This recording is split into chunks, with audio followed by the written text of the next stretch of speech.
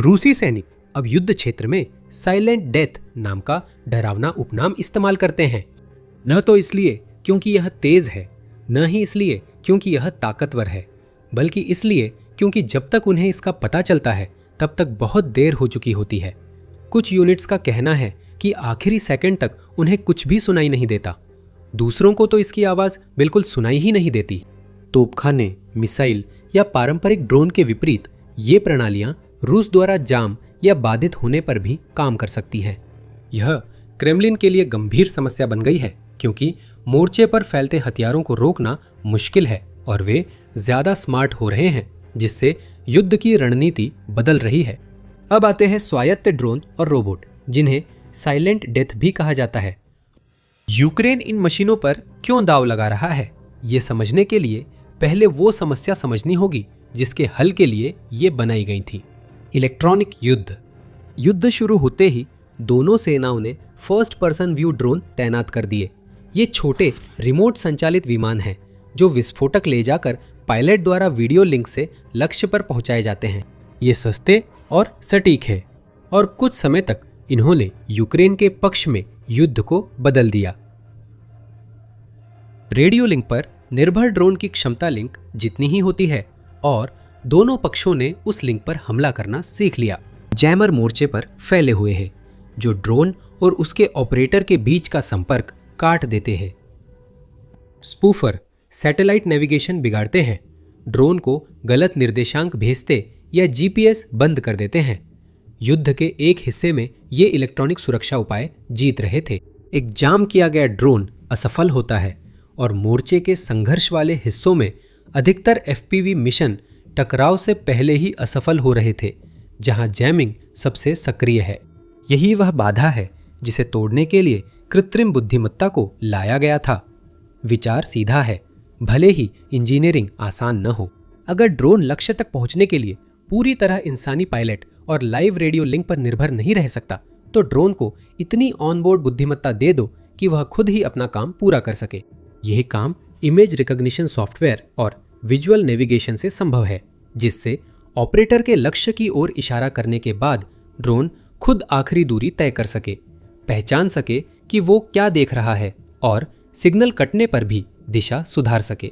फैसला लेने की प्रक्रिया ड्रोन के पास आ जाती है, जिससे वो पारंपरिक जैमिंग से सुरक्षित रहता है। इस बदलाव का असर साफ नजर आ रहा है। आंकड़े दिखाते हैं कि यूक्रेन की हर ब्रिगेड इसे क्यों चाहती है। Centre for strategic and international studies की कतेरिना बोंडार के अनुसार यूक्रेन की स्वायत्त प्रणालियों के अध्ययन में पाया गया कि नेविगेशन और टारगेटिंग में टर्मिनल ऑटोनोमी जोड़ने से ड्रोन हमले की सफलता दर लगभग 10 से 20% से बढ़कर करीब 70 से 80% हो जाती है। ये 3-4 गुना सुधार है, जिससे अब 2 AI सहायता प्राप्त ड्रोन वही कर सकते हैं जो पहले 8-9 ड्रोन करते थे। कम सैनिकों के लिए यह बढ़ोतरी सबसे अहम है। हर ड्रोन जो निशाना साधा है वह एक ऐसा ड्रोन है जिसे आपको दोबारा बनाना नहीं पड़ा, एक ऐसा पायलट है जिसे आपको खतरे में नहीं डालना पड़ा और एक ऐसा लक्ष्य है जिसके लिए आपको पैदल सेना भेजने की जरूरत नहीं पड़ी। यहाँ एक दूसरा बढ़ोतरी कारक छुपा हुआ है। AI उड़ान का सबसे कठिन हिस्सा संभालता है, जिससे पायलट की जरूरतें कम हो जाती है, जो जनशक्ति संकट वाले देश के लिए अहम है। अब हर ड्रोन के लिए माहिर ऑपरेटर जरूरी नहीं। स्वायत्तता बढ़ने पर ऑपरेटर और मशीनों का अनुपात बदलता है। पहले एक पायलट एक ड्रोन उड़ाता था, अब एक ऑपरेटर कई ड्रोन एक साथ लॉन्च कर सकता है। इस प्रवृत्ति पर नजर रखने वाले विश्लेषक इसे एक महत्वपूर्ण मोड़ के रूप में देखते हैं। वो क्षण जब एक अकेला ऑपरेटर एक साथ 20, 50 या 100 ड्रोन एक समन्वित प्रयास में भेज सकता है। यही वो क्षण है जब युद्ध की अर्थव्यवस्था बदलती है, क्योंकि अब हमलों की संख्या प्रशिक्षित पायलटों की संख्या पर निर्भर नहीं रहती। यहाँ सटीकता जरूरी है, क्योंकि इसी हिस्से को अक्सर बढ़ा चढ़ाकर दिखाया जाता है। यूक्रेन ने अब तक पूरी तरह स्वायत्त घातक रोबोट सेना नहीं बनाई है। हथियारों में कृत्रिम बुद्धिमत्ता का इस्तेमाल अभी अपने शुरुआती दौर में ही है। 2026 के मध्य में यह टारगेट पहचान में उपयोगी है, जिससे ड्रोन पेड़ों में छिपे टैंक को पहचान कर जामिंग के बीच हमले का मार्गदर्शन कर सकता है। 2024 में यूक्रेन ने करीब 20 लाख ड्रोन बनाए, जिनमें सिर्फ 10,000 में AI सुधार था। और इनमें भी लक्ष्य चुनने और मिशन शुरू करने की जिम्मेदारी इंसान पर थी। 2026 में उत्पादन के पैमाने पर काफ़ी बढ़ोतरी हुई थी और 2026 के अंत तक सालाना 7 मिलियन ड्रोन बनाने की योजना थी। AI वाले ड्रोन की सही गिनती नहीं है, जिससे लगता है कि मोर्चे पर इनकी संख्या बहुत कम है। फिर भी हम इन ड्रोन की असली कीमत नहीं भूल सकते।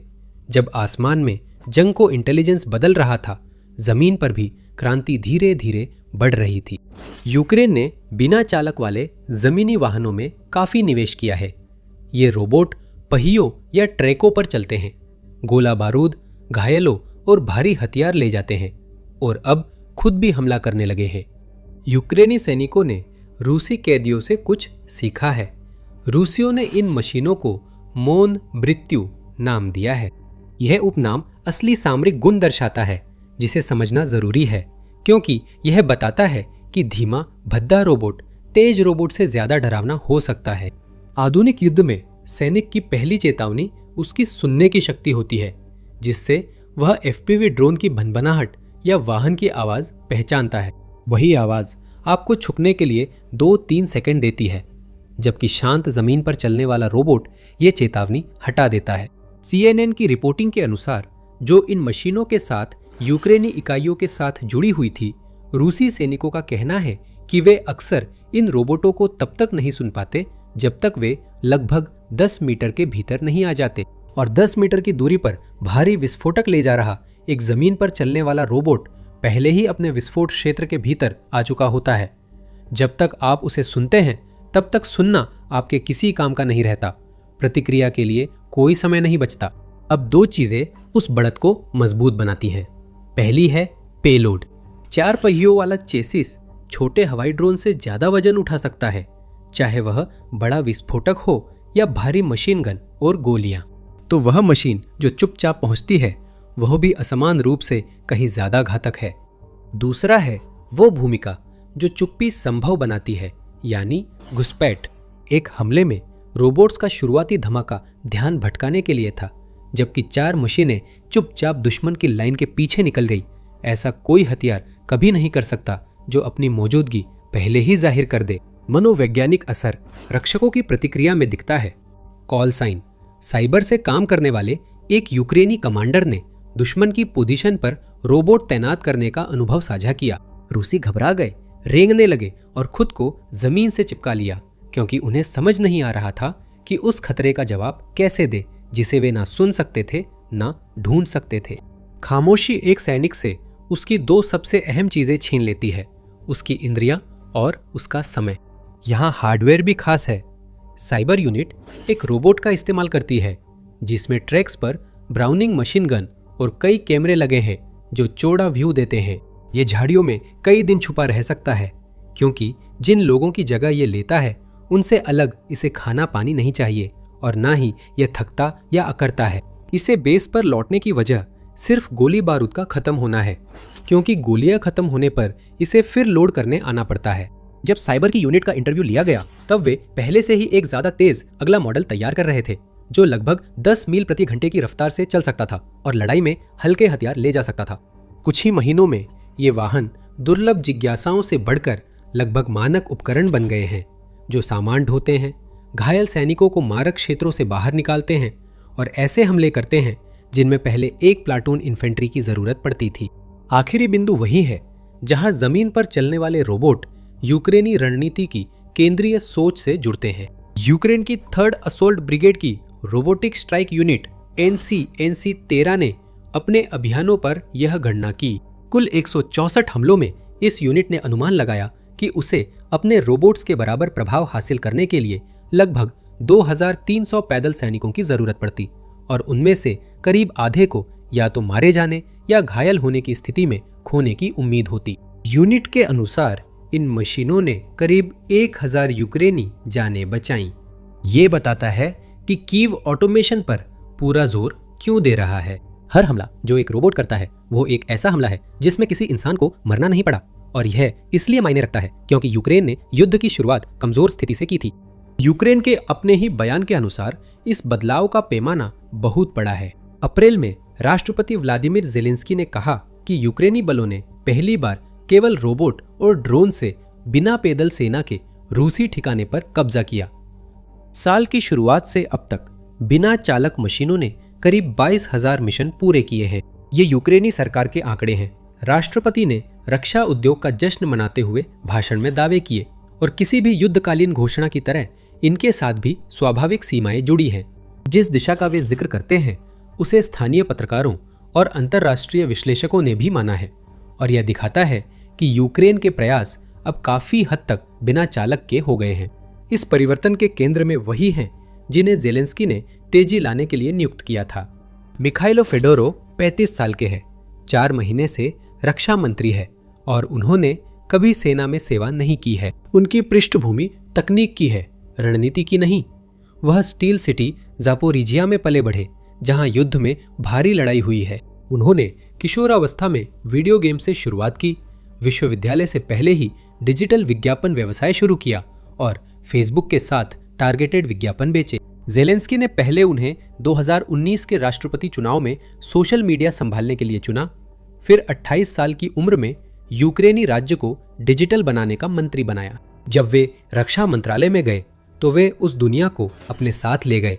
युवा सलाहकारों और डेटा विश्लेषकों की एक टीम जो स्वेट शर्ट्स में थी, गलियारे में एक पिंग पोंग टेबल और एक ऐसे व्यक्ति की सोच जो युद्ध को उसी तरह देखता है जैसे सिलिकॉन वैली का कोई संस्थापक किसी उद्योग को बदलाव के लिए तैयार देखता है।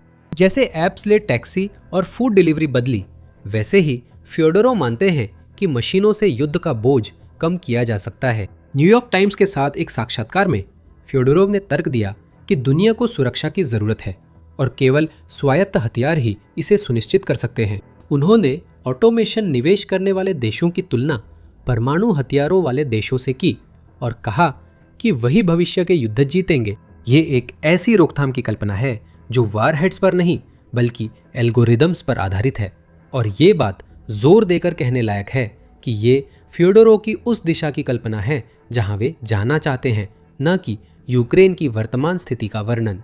न्यूयॉर्क टाइम्स के उसी लेख ने दोहराया कि उस समय एआई और यूक्रेनी हथियार मुख्य रूप से लक्ष्य पहचान का मामला था। स्वायत्त भविष्य एक आकांक्षा है, जंगल में छिपा हुआ टैंक हकीकत है। भविष्यवाद के तहत फ्योडोरोव की बनाई एक ठोस रणनीति है जिसे ज़ेलेंस्की का समर्थन मिला और जो रूस को बातचीत की मेज पर आने के लिए मजबूर करने के लिए बनाई गई है। न्यूयॉर्क टाइम्स की रिपोर्ट के मुताबिक इसे एयरलैंड इकोनॉमी कहा जाता है, जिसमें 3 हिस्से हैं। हवा में कम से कम 95% रूसी ड्रोन और मिसाइलों को रोकना, मॉस्को जितने सैनिकों की भरपाई कर सकता है उससे ज्यादा रूसी सैनिकों को मारना या घायल करना और युद्ध को फंड करने वाले तेल निर्यात टर्मिनलों पर हमला करना। ये एक थकावट की रणनीति है, लेकिन जानबूझकर बनाई गई गणितीय किस्म की थकावट है। फ्योडोरोव इस युद्ध के इस चरण को लक्षित विनाश कहते हैं और उन्होंने इस लक्ष्य के लिए संख्याएं तय की हैं। न्यूयॉर्क टाइम्स में उनके बयान के अनुसार रूस 2026 के मध्य तक हर महीने 35,000 40,000 सैनिक खो रहा था और वे इस संख्या को 50,000 से ऊपर ले जाना चाहते हैं, जिससे वे आक्रमण रोकना मानते हैं। यह रूस द्वारा झेली गई प्रणालीगत जनशक्ति क्षति से जुड़ा है। ब्रिटिश खुफिया एजेंसी के एक अनुमान के अनुसार रूस की कुल मौतें 3,25,000 से 5 लाख के बीच हैं। यूक्रेन के जनरल स्टाफ का दावा है कि हताहत लगभग 14 लाख है। हालांकि इस पर विवाद हो सकता है, लेकिन रूस ने द्वितीय विश्व युद्ध के बाद इतनी ज्यादा सैनिक हानि नहीं झेली और अब उन्हें बदलना मुश्किल हो रहा है। यही वह बिंदु है जहां युद्ध की गणना बदल जाती है। कहना आसान है कि अब हालात पलट गए हैं कि यूक्रेन के पास ज्यादा हथियार और सैनिक हैं, मगर यह सच नहीं है। रूस के पास अब भी लगभग 10 लाख सक्रिय सैनिकों समेत बड़ी सेना है, जिनमें से कई लाख यूक्रेन में या उसके आसपास तैनात हैं। ज्यादातर आकलनों के अनुसार रूस के पास युद्ध के मैदान पर संख्यात्मक बढ़त है और उसने ड्रोन उत्पादन में शुरुआती अंतर को भी काफी हद तक कम कर लिया है। कुछ श्रेणियों में तो वो यूक्रेन के बराबर या उससे भी आगे निकल गया है। लेकिन उससे पहले ये सुनिश्चित कर ले कि आपने द मिलिट्री शो को सब्सक्राइब किया है। हम रोजाना वीडियो पोस्ट करते हैं जो वैश्विक भू राजनीति की सभी प्रमुख घटनाओं को कवर करते हैं। इस बदलाव का असली रूप साधारण उलटफेर से कहीं ज्यादा सीमित और दिलचस्प है। फरवरी 2022 में रूस के पास जो जबरदस्त बढ़त थी वो अब धीरे धीरे खत्म होकर लगभग बराबरी के स्तर पर आ गई है। अब जो खास तकनीकें मोर्चे का फैसला कर रही है, जैसे कि बिना चालक के सिस्टम और उन्हें निर्देशित करने वाली खुफिया जानकारी, उनमें यूक्रेन ने वास्तव में पहल अपने हाथ में ले ली है। एक युद्ध जो शुरू में संख्या बल की होड़ था, अब अनुकूलन की होड़ बन गया है। और अनुकूलन वही क्षेत्र है जिसमें छोटा देश लगातार तेजी से आगे बढ़ा है। यह अनुकूलन ऐसे औद्योगिक आधार पर है जो पारंपरिक हथियार उद्योग जैसा नहीं दिखता। फ्योदोरोव जब यूक्रेन की रक्षा प्रदर्शनी में जाते हैं तो वे हथियारों की कतारों के बीच से गुजरते हैं, जिनमें कई ऐसे दिखते हैं जैसे गैराज में जोड़े और टेप से बांधे गए हों, क्योंकि वे वाकई ऐसे ही बने हैं। वहां फाइबर ऑप्टिक केबल की रीलें हैं जो एक ड्रोन को कांच के एक असली धागे के सहारे उड़ने देती है, जो जैमिंग से पूरी तरह सुरक्षित है क्योंकि इसमें बिल्कुल भी रेडियो सिग्नल का इस्तेमाल नहीं होता। वहां हथेली के आकार के निगरानी ड्रोन है, गुब्बारे पर लगे हथियार है और बिना चालक के जमीनी वाहन है जो किसी मिनी बुलडोजर पर लगे टेबल जैसे दिखते हैं। हर चीज सस्ती और एक बार इस्तेमाल के बाद फेंकने लायक होनी चाहिए, क्योंकि ड्रोन से भरे मोर्चे पर ज्यादातर को लक्ष्य तक पहुंचने से पहले ही मार दिया जाएगा। इस तरीके की खासियत किसी एक हथियार में नहीं है, बल्कि ये है कि सस्ते में बनाओ, आसानी से खोदो और तेजी से सुधार करते रहो। फ्योदोरोव ने युद्ध को डेटा का स्रोत बना दिया है जो यूक्रेन की कीमती संपत्ति बन सकता है। इस लड़ाई ने युद्ध क्षेत्र की लाखों एनोटेटेड वीडियो की लाइब्रेरी बनाई है जो निगरानी और स्ट्राइक ड्रोन द्वारा शूट की गई है, जिसमें ड्रोन के पास आने पर अंतिम पलों में इंसानों के व्यवहार भी दिखते हैं। रक्षा मंत्रालय ने मित्र देशों की कंपनियों के लिए डेटा सेट्स खोल दिए हैं ताकि वे AI मॉडल्स को असली युद्ध डेटा पर ट्रेन कर सकें। इस परियोजना का नाम एवेंजर लैब्स है। ये भविष्य की एक झलक भी है जिसमें युद्ध की सबसे कीमती लूट जमीन नहीं बल्कि ट्रेनिंग डेटा होगी। लेकिन फ्योदोरोव की सोच के पीछे जितनी भी गति हो, यह एक ऐसी चीज से टकरा गई है जिसे वो आसानी से बदल नहीं सकते, और वो है यूक्रेनी सेना के अपने कमांडर। रोबोट युद्ध पर यह भविष्यवादी चर्चा सशस्त्र बलों के भीतर इतना कड़ा विरोध भड़काया कि विश्लेषक इसे मंत्री और जनरलों के बीच शक्ति संघर्ष मान रहे हैं। मैदान से आपत्ति तकनीक की बेकार होने पर नहीं, बल्कि मानव रहित युद्ध की ओर वादा किया गया बदलाव। फ्योदोरोव के भाषणों की तुलना में हकीकत में कहीं धीमे हो रहा है। मशीनों द्वारा लड़े जाने वाले खाली युद्ध क्षेत्रों की बातें असली युद्ध से कटी हुई लग सकती है, जो अब भी कीचड़ भरी खाइयों और टूटे शरीरों से जुड़े हैं। लेकिन तस्वीर इतनी एक तरफा नहीं है। यूक्रेन के कमांडर इन चीफ जनरल ओलेक्जेंडर सिरस्की ने पारंपरिक संयुक्त हथियारों की रणनीति, बख्तरबंद गाड़ियों और पैदल सेना के जरिए कई जीतें हासिल की, जैसे युद्ध की शुरुआत की बड़ी जीतें। कई फ्रंटलाइन ब्रिगेड्स ने हर उपलब्ध तकनीकी बढ़त को अपनाया है। K2 ब्रिगेड के कमांडर, जो FPV ड्रोन को जल्दी अपनाने वालों में थे, ने युवा तकनीकी सोच वाले रक्षा मंत्री की तारीफ की, जो यूनिट्स की भाषा समझते हैं और जिन्हें अब कुछ समझाने की जरूरत नहीं है। युद्ध की सच्चाई इन दोनों स्थितियों के बीच में है। ये सिर्फ इंसानों और मशीनों के बीच सीधा चुनाव नहीं है, बल्कि दोनों का एक जटिल और विवादित एकीकरण है। और ये याद रखना जरूरी है कि आखिरकार इन सबके पीछे मशीनों की ओर क्यों रुख किया जा रहा है। ये रोबोट दिखावा नहीं है, बल्कि थकावट के जवाब में लाए गए हैं। CNN की रिपोर्टिंग में 2 यूक्रेनी सैनिकों का जिक्र है जिन्होंने 11 महीने से ज्यादा समय बिना अदला बदली के फ्रंट लाइन की खाइयों में बिताया, जहां उन्हें लगातार ड्रोन से निशाना बनाया गया और एक समय उन्हें जिंदा रख सकने वाली रक्षा व्यवस्था बनाने के लिए रेत की बोरियां भी खत्म हो गईं। उनमें से एक सैनिक सुबह सुबह 20 मील पैदल चलकर सुरक्षित स्थान की ओर जा रहा था, जिसने लगभग 1 साल से अपनी पत्नी से बात नहीं की थी और केवल रिकॉर्ड किए गए रेडियो संदेशों के जरिए ही संपर्क कर पा रहा था। यही वे लोग हैं जिन्हें ऑटोमेशन से राहत देने का मकसद है। ये रोबोट इसलिए बनाए गए हैं क्योंकि ऐसे सैनिकों की संख्या पर्याप्त नहीं है और जो बचे हैं उन्हें इंसानी सहनशक्ति की सीमाओं से भी आगे धकेला जा रहा है। यही पूरी क्रांति का इंजन है। तकनीक के प्रति उत्साह नहीं, बल्कि सैनिकों की कमी और उन्हें लगातार खोने की अनिच्छा।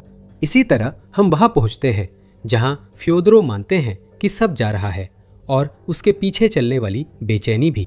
उनकी कल्पना में किल जोन यानी मोर्चे के पास मीलों चौड़ी वह पट्टी जहां ड्रोन हर हिलती चीज का शिकार करते हैं अंततः इंसानों से पूरी तरह खाली हो जाएगी। मशीनें मशीनों से लड़ेंगी, हवा में भी और जमीन पर भी, और इस युद्ध को परिभाषित करने वाली इंसानी नुकसान के इस पैमाने को टिकाऊ नहीं माना जाएगा, जिससे युद्ध का तरीका बदलकर लगभग बिना खून खराबे वाला हो जाएगा, जिसमें जो पक्ष पहले ऑटोमेट करेगा वही आगे रहेगा। यह एक आकर्षक कल्पना है और यूक्रेन की हर चीज का तार्किक परिणाम है।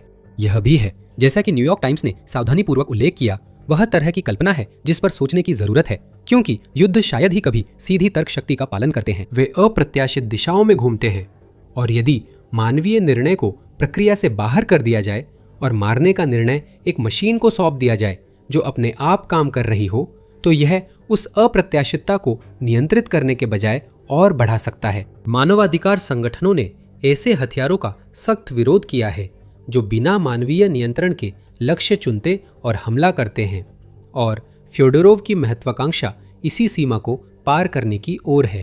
फिलहाल यूक्रेन एक स्वायत्त युद्ध नहीं बल्कि एक सहायक युद्ध लड़ रहा है, जिसमें वह खुफिया जानकारी का इस्तेमाल करके एक छोटी सेना को लंबे मोर्चे पर फैला रहा है और एक बड़े दुश्मन को इतनी तेजी से नुकसान पहुंचा रहा है कि वह अपनी क्षति की भरपाई नहीं कर पा रहा।